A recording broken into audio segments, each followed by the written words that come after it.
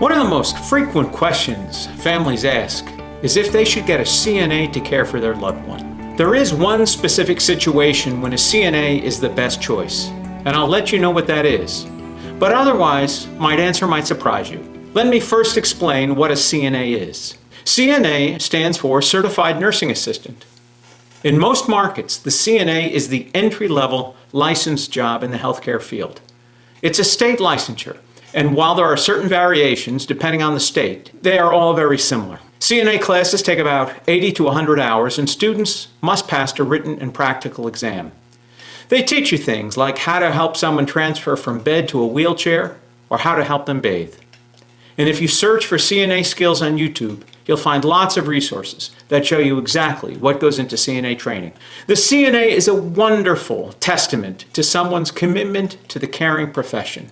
However, in over a decade of helping people find caregivers for their loved ones, it's my opinion that some of the very best caregivers are not CNAs. And why is that? Well, first of all, the CNA is a skills test. It does nothing to tell you if the person is kind, compassionate, reliable, and honest. None of the skills are highly technical, and while the CNA is a license, you don't need a license to perform these tasks in a home environment. And there are lots of reasons why someone might not be a CNA. First is they learned all the skills on the job, say at an assisted living facility, and never had the time or money to take a class. Others come into caregiving from different walks of life, bringing education and life experience to the job.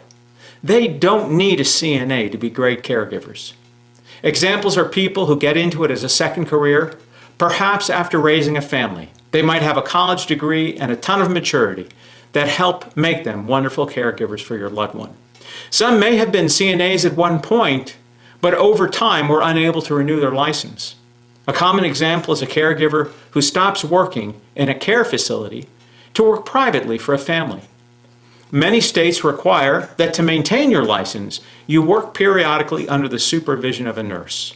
But if you're working for a private family, there probably is no nurse supervision.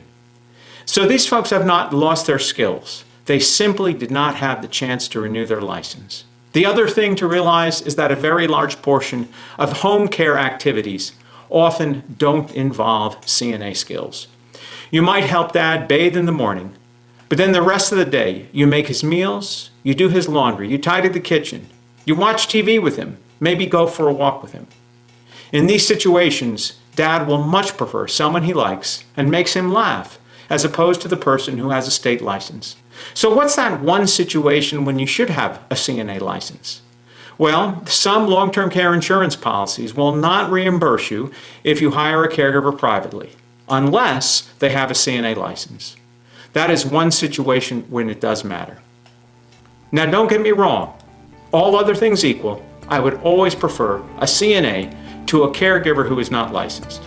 However, there are simply so many more factors that come into play that the actual CNA license is a relatively less important criteria. Thank you for watching the Caring Corner.